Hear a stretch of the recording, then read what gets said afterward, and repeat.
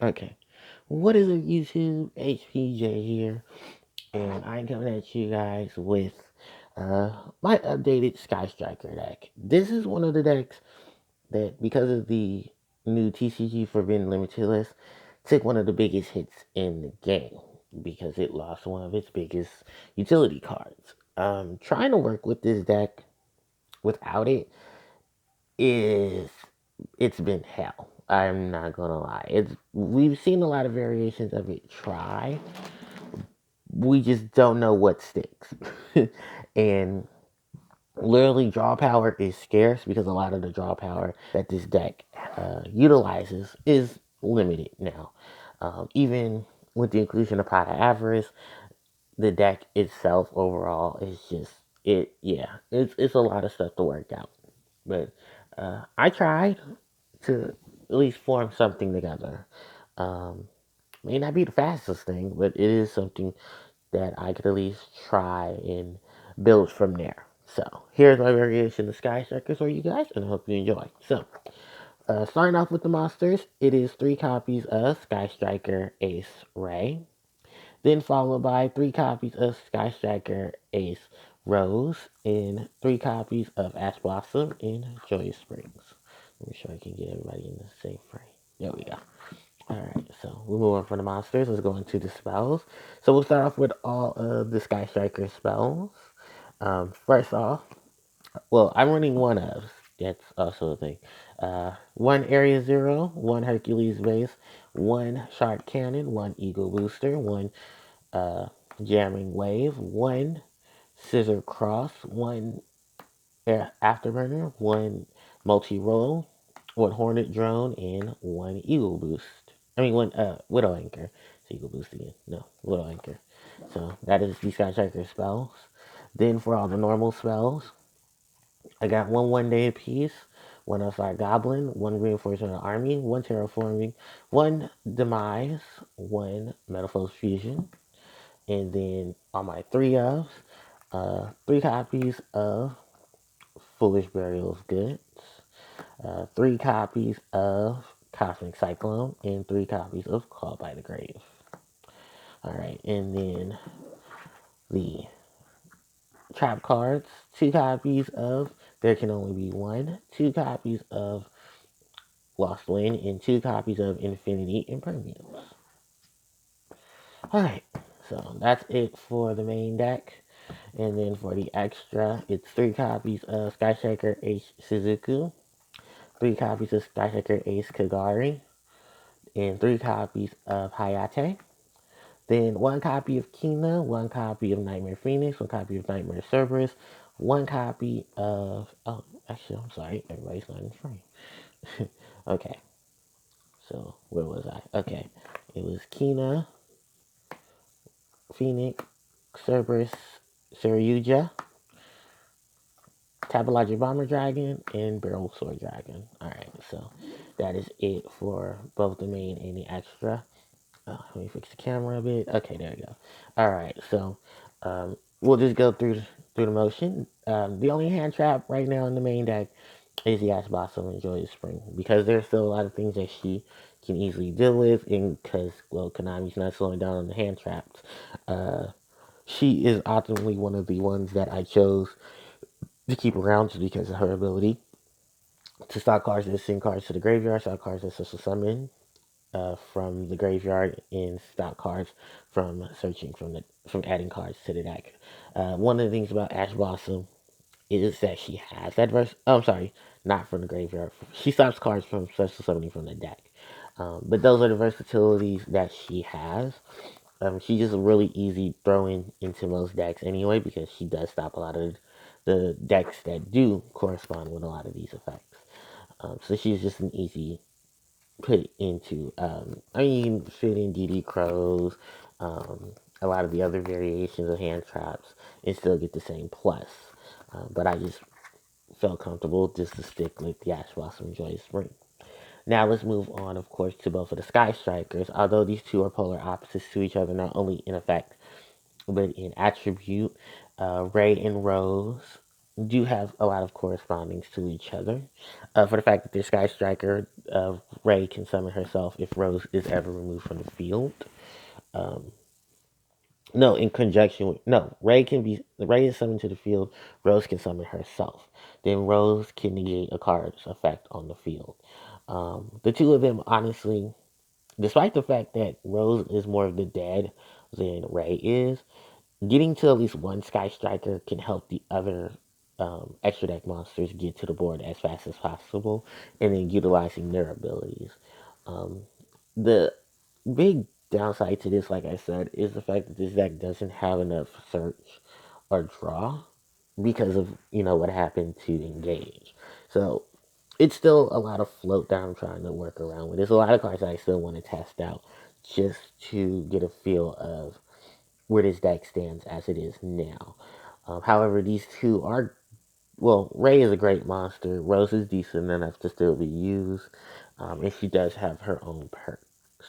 So it three of the set is just like I said, get to one of them as possible, get to the extra deck monsters, and then hope the deck can flow itself through there. Alright, so that is all the monsters in the main deck. Then we go on to the spells. Because of a lot of them already being limited, the Sky Striker spells hit a lot of one-ups, and then luckily enough, we have Kagari to get them back. So, Widow Anchor, to snatch your opponent's monster, to negate a monster's effect, and if you have three or more, you can snatch your opponent's monster. You have Hornet Drone to create a token, and that token will have 15 attack and defense if you have three or more monsters in the grave, three or more spells in the grave. This combination works out when you want to get into a lot of your high level Sky Shark, your high level Link monsters. Especially cards like Saryuja, Barrel Sword, or Tapalogic. Multi roll to help you get back a lot of your Sky Shark yourselves in the graveyard. This can be risky because I'm not running multiples of it, but sending the card from the field to the graveyard to make sure my spells can't be affected by the card effects is a permanent yes to a lot of the deck's main utility because of the fact that there are a lot of cards that will try to stop a lot of our effects. Afterburner to destroy monsters, but if you have three or more, it destroys spells. Scissor to be must be a warrior returning alive, but can special summon if you have the three or more. Jamming Wave to destroy spells or trap cards, and in its corresponding effect is to destroy monsters. So you have it and Afterburner to really help deal with both front and back row. Eagle Booster to defend, both offensively and defensively. You can easily strike this onto a monster, make it immune to other card effects, and then make it immune to battle. Cannon, just like Anchor, you have the ability to snatch an opponent's monster when it's three or more. But this card can banish a monster in your opponent's graveyard, so that can lead to getting rid of a lot of their plays, especially those that want to snatch up monsters to bring them back to the field. The Hercules base is pretty much the archetype's pot of avarice, but when equipped to a monster, that monster can attack twice during the battle phase, but can't attack directly. And every time it destroys a monster, every time the card destroys a monster by battle, you draw a card. And then, of course, the field spell, which is funny because I'm only running one of this. I might be trying to pledge to go back to two just because I want to see this as much as possible to help me blow up stuff to where I can get a lot of the cards in deck itself. So that is the spells for the Sky Strikers. Now, just for the regular spells, the Call by the Grave, in addition to dealing with cards in the graveyard, it'll banish them, and I don't have to deal about the effects till the end of the turn. Really good against hand traps. Cosmic Cyclone to deal with back row. Foolish Burial of Goods has a number of uses, even more so now because we have triple Kugari. So you can send a lot of your Sky Striker spells to the graveyard, set up your Sky Striker monsters, and then grab those spells back. Metal Force Fusion is another target for uh, Foolish Burial of Goods. This is something that I'm questioning maybe running two Foolish Burial of Goods, one Metal Force Fusion, just because this is a card that you don't want to see as often. You pretty much want this to correspond with either the field spell or you want this to correspond with um, the effects of multi-roll, sending it to the graveyard and then activating it back in the grave, shuffling back in the deck to draw, or you trigger it off of Foolish Burial of Goods.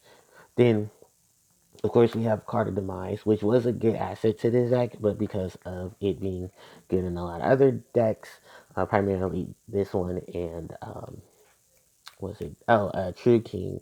That's ultimately what it caused its own demise.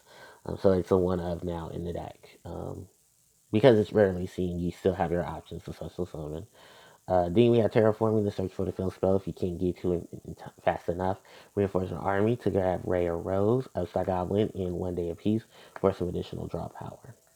Alright, so that is all of the spells. And then for the traps, I try to keep it as simple as possible. Infinity of Herbians, there is no effect Veiler in this deck. She can be an option, but I did want to drop something. At least if I don't go first, I can drop this from the hand and then go in from there. Lost Wind is also another good target for destruction or just a good card to send because you can place it back to the field.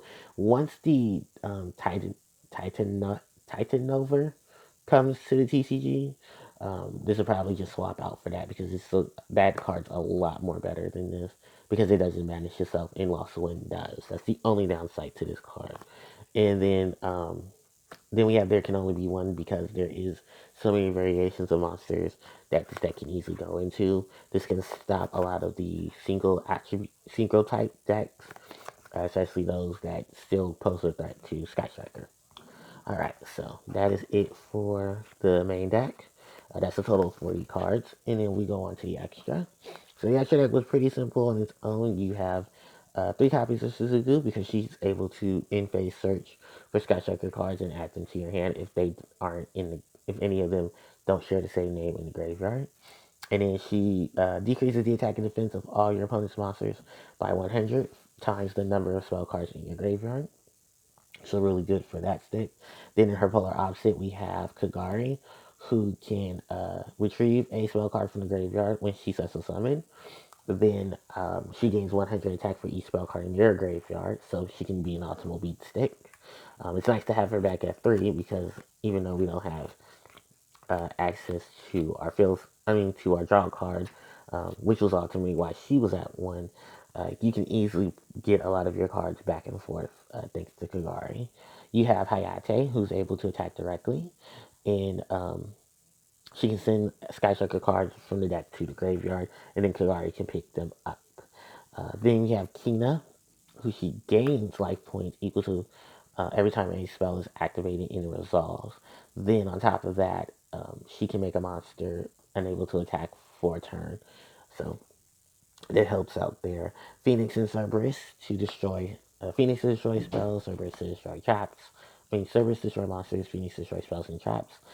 Saryuja for draw power. The Saryuja also has a good correspondence with an extra deck card I use. Of course, that's the Ghost Reaper and Winter Cherries, because there are decks that still play a lot of the big fours in their extra deck. So Saryuja is a great help.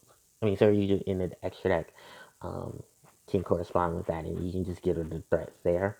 Kind of the same thing with Barrel Sword Dragon.